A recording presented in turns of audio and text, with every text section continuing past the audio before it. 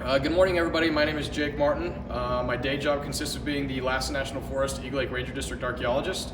For this incident, I'm your lead resource advisor for the Dixie Fire West Zone. So we're going to talk about our current plan, where we're working, and what we're doing. So over here, this is on the far northwest end of the park. This is the far northwest end of the fire, just above the Lassen Volcanic Park. Priority Area 6 is within the West Prospect and Badger Mountain area. To make sense of this map, we have a lot of suppression lines in here that we're trying to repair. So if the suppression line right here is red, that means a resource advisor has gone out there and identified we are ready to repair that line. Over here just west of Badger Mountain, DP 303, see that line is yellow. So that means we're currently working on that line. This area just northwest of Badger Mountain, this yellow line is about a 5-mile stretch of logging cleanup. We were cutting down a lot of trees and fighting the fire, trying to stop its northern advance towards Old Station. That work should be completed in the next 10 or so days. Moving north next to Eskimo Hill, DP 295. A lot of that equipment is accomplishing their work today, which is perfect timing because we're going to be moving that equipment to the Highway 89 area to remove a lot of the log decks cut along the road in between Eskimo Hill and Old Station. We have a contract traffic control contractor that is going to be providing us safety and traffic control Monday through Friday, and we're optimistic that we're going to be able to complete that work in that time. Moving east, on the northeast end of the park, we just finished up work at Butte Lake. We are going to be moving that equipment to a different location I'll speak to later. Moving further east, we're within the area of Bogard. So you might be familiar with the Bogard Work Center or the Bogard Rest Stop. So priority area 5 is just east and northeast of the Bogard Work Center.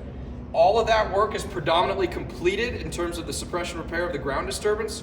Right now we're working with a large excavator feeding a large chipper to remove some of that fuel debris out there so we don't have a fuel loading issue. Again, Bogard area, just west of Bogard. As you can see, there's lots of different colors out here, right? We got a lot of red that we could repair. We got a lot of green that we have repaired. We got a lot of yellow that we are currently repairing. So in terms of this effort, we are going to be just like the August complex. They are still repairing that fire as we speak, but we have a list of priorities. We're trying to do the priority 1 areas first. The priority 1 repair areas are areas that are going to suffer further soil erosion damage if we don't repair them ahead of this winter. But also, in order to qualify as a priority 1 repair, you have to have a natural, cultural, or infrastructure value at risk that is also going to receive more damage. So the reason why I'm bringing that up is that is how we are prioritizing our repair efforts. But we have a lot of work going on in this area, but it's not a priority 1 area. We're happy with the work that they're getting done. But as a result of that equipment working in a priority area that is not priority 1, we're going to be moving that to, again, that location that I'll speak to later on. Moving just a little bit south, priority area number 4 is the Silver Lake area. We have completed the majority of the repairs in the Silver Lake area. However, yesterday we got the equipment needs that we didn't have earlier in order to get rid of a lot of the root wads. So those root wads not only are a fuel load issue, but they don't look great. So we have a couple dump trucks working with an excavator, and they're putting those root wads in the dump trucks, and they're taking them to a safety zone that we bulldozed out that is going to be a good location where we can burn them during this winter. That's it for this map here.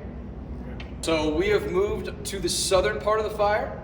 So right here at priority area 18 and 8, 18 is the Morgan Summit area. Priority number 8 is the Childs Meadow area. There was a lot of resources impacted in the Childs Meadow area. We're almost wrapped up with that work. We're really happy with that work though. I think folks driving by will be really happy.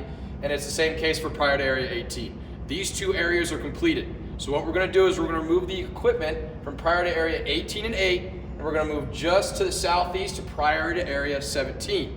Priority area 17, as you can see, is coded red. We haven't started that repair, but that equipment is moving in that direction today. Priority area 17 is the Wilson Lake Road area. We got a couple weeks worth of work out there, and no rush. We're really excited that we're finally getting to repair that area. Moving to the northeast, again, kind of centrally located south of the Lassen Volcanic Park. Priority area 7. This is the Willow Lake area. as we were doing repair out there, the heavy equipment boss discovered even more suppression lines. But again, to reference what I said earlier about priorities, just because we have a priority box doesn't mean we need to do repairs on all of the lines in there. We're still going to hone in on the priority 1 repair areas. So we found a new line out here. It's good that we can note that, and we'll return to that in the spring. But in terms of finishing out the Willow Lake priority area number 7, we don't have that much more to do. We have a couple days at best. Priority area number 14. So if you're local, you'll recognize this area better as Domingo Springs. We got definitely a rat's nest of suppression lines in here. A lot of it is still red. We haven't started working on it yet. As you can see, some of it is yellow, but we got a couple weeks worth of work out here in the priority area number 14, Domingo Springs. Moving south. So as we move south, we got priority area 9. So priority area 9 is the Carter Meadows area. And not only is Carter Meadows important in terms of natural resources, but what goes through this priority box is the PCT. That's Pacific Crest Trail. So the resource advisors out here are extremely excited because we found finally the Type 4 excavators we need to properly repair the Pacific Crest Trail. That equipment showed up yesterday. This area at large, I've been told by the resource advisors, is going to take months of work. So we're not in a hurry. We're trying to get as much done in this area before the snow falls. We just want a careful hand, but a consistent hand repairing this area. So earlier I talked about a lot of the repairs on the northern end of the fire wrapping up, and we're moving equipment to a location. That location is just south of priority area 9. This is the Buck Creek area. So about 2 months ago, Jesse Merrifield, our resource advisor, identified this as a huge priority. It kind of fell through the cracks, but once we realized we had equipment working in non-priority 1 areas, we looked at this location and decided this is our next location. So the Buck Creek area, the resource advisors are going out there today to not only look at where we can stage equipment and where we should start work first, but also to make sure the equipment that we have identified right now is the best tool for the job. So right there in the Buck Creek area, that's what we're working on next. Moving further east. So let's talk about priority area number 16. So priority area number 16, most folks will recognize this area as the Humbug Valley area. This area was acquired by the Maidu Summit Consortium, and the Maidu referred to this area prehistorically as Tasman Koyam. It's a very, very beautiful area. I've been out there several times even after the fire is burned, but there's also a lot of suppression lines within sensitive areas. So we've been working really closely with the Maidu Summit Consortium.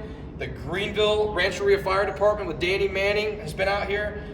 Trina Cunningham, Ben Cunningham, Shelby, they've all been really, really involved with making sure this repair work gets finished.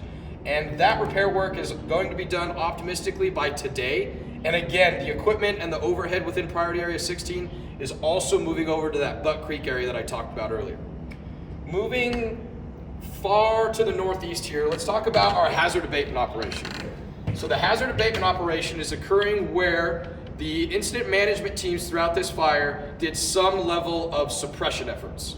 For instance, we maybe did a burnout operation that burned the trees. We maybe did a lot of bulldozing, knocking over trees or damaging trees in general. We're going into these areas. This area, for instance, is north of Westwood, north of the Mason Station, and we're removing all the hazard trees along the A21 road.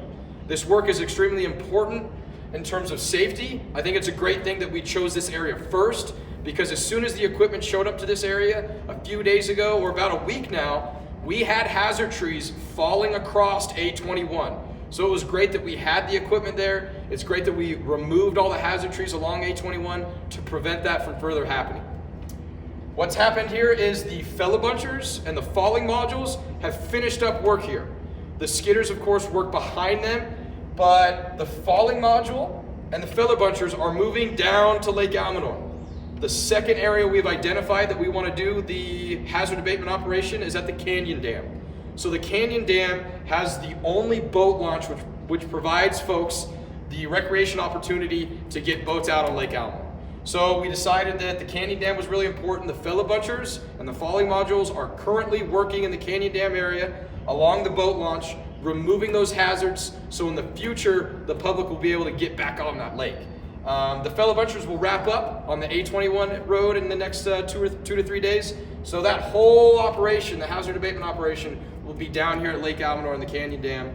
And we're going to identify some public county roads after that. But in terms of suppression repair, yep, we're just trying to knock out as much suppression repair as we can ahead of this winter. We'll be back in the spring. We'll be back probably this time next year. But that's your current plan for the suppression repair efforts for the Dixie Fire.